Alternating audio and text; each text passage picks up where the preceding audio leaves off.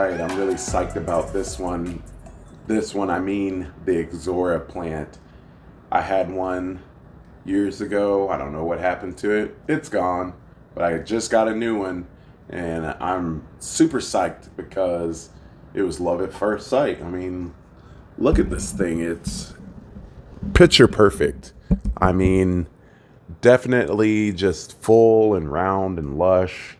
So stay tuned, especially to the end, where I talk about all of the things you need to know to upkeep and maintain your Ixora plant.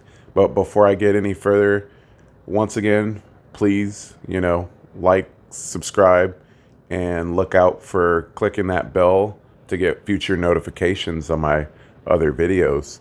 But yeah, back to the Ixora. Super tropical, super showy. The blooms, it'll just bloom like crazy if you're doing the right things. Things like keeping a high humidity, watering regularly. Not too much, not too little, just enough. I've been watering mine.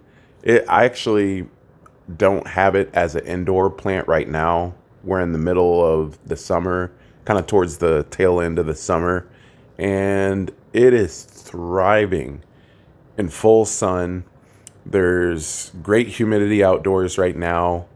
It really is super low maintenance. That's why I'm super stoked about it. I've done very little for the plant. I've had it for maybe a month now, and I've just been reading up and looking to make this video.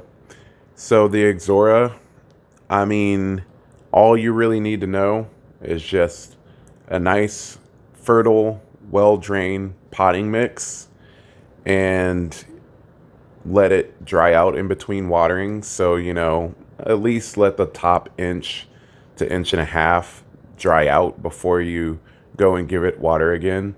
It's always going to vary, so just don't be afraid to stick your thumb right in that potting mix and see what's going on down there.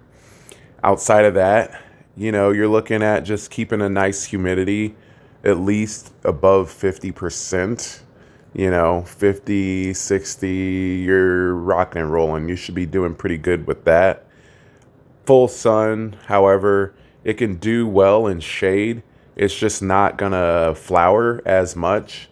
I saw a little start to a flower on it, but I think right now, since I repotted it, it is working on making new roots, and it could kind of care less about flowering right now. So I'm not really going to be too picky on the appearance of my plant. I mean, I like it just for the foliage. I almost like the foliage more than I do for its blooms. And then outside of that, give it some fertilizer, a nice, well-balanced fertilizer, one with like a high middle number, a high phosphorus. So, you can do, I'm a big fan of the Osmocote brand, but I'm sure there's plenty of others out there. There's a Fertilome bloom food that I've been meaning to mention more often because I still got some of that Fertilome bloom food, and I used to use it all the time. I don't know why I don't really use it a whole lot right now, but it does wonders on making things bloom. Nonstop. It's got a super high middle number. I want to say it's like 58 in the middle. Don't quote me on the rest of the numbers, but that one is pretty awesome.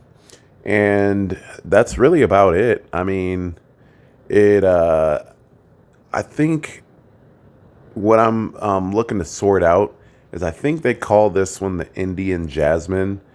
Don't hold me to that, because I was looking all around and it was kind of synonymous. Indian Jasmine, Ixora.